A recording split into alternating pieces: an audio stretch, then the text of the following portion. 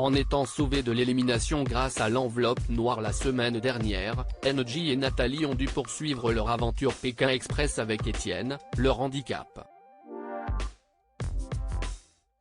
L'ex-candidat de la saison 15-16 de confier à Télé Loisirs sur son retour dans l'émission et sur les liens qu'il a tissés avec son binôme. Lors du lancement de la 17e saison de Pékin Express le 16 février dernier sur M6, les téléspectateurs ont fait la connaissance de Nathalie et NJ, le binôme d'inconnus. Depuis le début de la course, elles ont toujours réussi à se qualifier pour l'étape suivante. Mais la semaine dernière, en arrivant en dernière position de l'étape, elles se sont retrouvées en duel final face à Paloma et Jason. Et malheureusement, NJ n'a pas réussi à prendre le dessus sur son adversaire.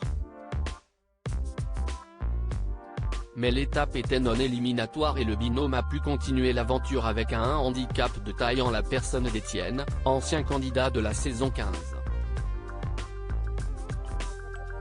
Pour Télé Loisirs, il s'est confié sur son retour dans l'émission, livrant au passage les rapports qu'il a entretenus avec NJ et Nathalie sur le tournage. Étienne, Pékin Express 2023, j'ai eu connaissance de ma mission 48 heures avant de partir Télé Loisirs, pourquoi avoir voulu revenir dans Pékin Express sachant que votre première expérience s'était soldée par un abandon? Étienne, j'avais l'impression l'année dernière de ne pas avoir fait le tour de la question. J'étais déçu de moi, de ne pas avoir pu résister psychologiquement à cette épreuve et de ne pas avoir fait ce qu'il fallait. Vous regrettez d'avoir abandonné? Non, je ne le regrette pas. C'était une décision sur le moment. Mais j'ai regretté après, surtout quand ça a été diffusé. Mon abandon a été beaucoup critiqué. Vous revenez pour une mission inédite, puisque vous êtes l'handicap du binôme d'inconnus, NJ et Nathalie. La production vous a-t-elle directement mis au courant du rôle que vous alliez avoir?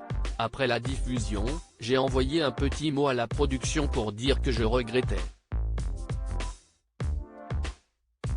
J'étais alors en contact avec eux et ils m'ont demandé si je voulais revenir.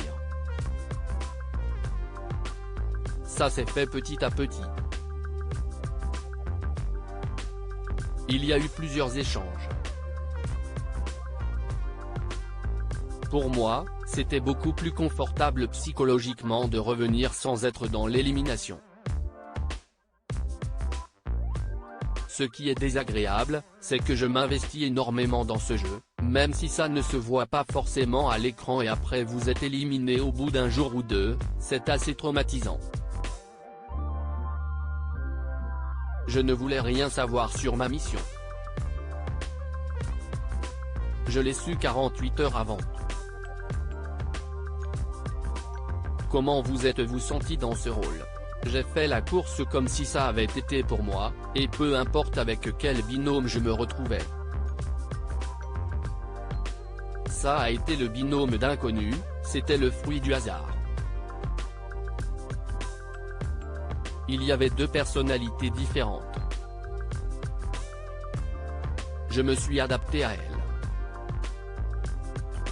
J'étais angoissé pour Nathalie et NJ. Vous étiez dans quel état d'esprit? J'étais dans l'état d'esprit d'arriver le premier. Je voulais jouer, faire du mieux possible, mais ce n'était pas la même pression que l'année dernière. La deuxième journée, on était vraiment en retard, j'étais démoralisé. J'ai eu une demi-journée comme ça, un peu angoissé. En fait, j'étais angoissé pour Nathalie et NJ. Je me suis mis à leur place, mais j'ai enlevé ça de ma tête, pour ne pas stresser tout le monde. Ce qui a été le plus difficile, c'était l'autostop, mais comme on est à 3, c'est encore plus compliqué. Puis il y a eu la barrière de la langue. Oui, tout à fait. c'était fort désagréable pour moi. Ils parlaient tous espagnol. Nathalie et Angie qui me faisaient des leçons d'espagnol, je ne savais pas ce que je devais dire, c'était une vraie catastrophe. En plus, j'ai horreur de cette langue, je trouve ça moche. Ça aurait été de l'italien ou du grec, j'aurais fait l'effort, alors vous imaginez qu'en 3 jours de tournage, je n'allais pas me casser la tête pour apprendre 4 mots d'espagnol. Après, on se débrouille avec les mains, et les gestes. Quel lien avez-vous tissé avec Nathalie et Angie pendant l'aventure? On était dans la compétition, donc ça s'est fait naturellement. Nathalie parle beaucoup, donc discuter avec elle, c'était facile. Angie est plus renfermée, en bougonnant de temps en temps parce que je ne faisais pas ce qu'il fallait. Je ne suis plus en contact avec Angie et Nathalie. Vous l'avez senti agacée parfois? Oui. Je l'ai beaucoup énervée je pense. Nathalie aussi, mais elle l'exprimait. Après, il n'y a pas eu de malentendu. Vous êtes toujours en contact avec elle aujourd'hui? Non, pas du tout. Je les ai très peu vus après. Ce défaitisme légendaire qui vous caractérise, vous l'exprimez aussi dans la vie de tous les jours? Je ne suis pas un grand optimiste, ça c'est sûr. Mais je suis plutôt assez réaliste par rapport aux situations, surtout de par mon métier, la médecine générale. Je me rends compte des situations. Depuis votre participation à l'émission, qu'est-ce qui a changé dans vos rapports avec vos patients? Ils sont contents. Revenir dans l'émission, c'était assez naturel parce que j'étais associé à Pékin Express tout le temps. La femme avec qui je vis, elle n'en pouvait plus d'entendre parler de l'émission. Les gens m'arrêtent dans la rue et comme je suis un bavard, voilà. Mes patients me disaient, quand est-ce que vous revenez à la télé? Je leur répondais, je ne comprends pas pourquoi les producteurs ne m'appellent pas, rire. Je n'allais pas dire non pour ce retour du coup.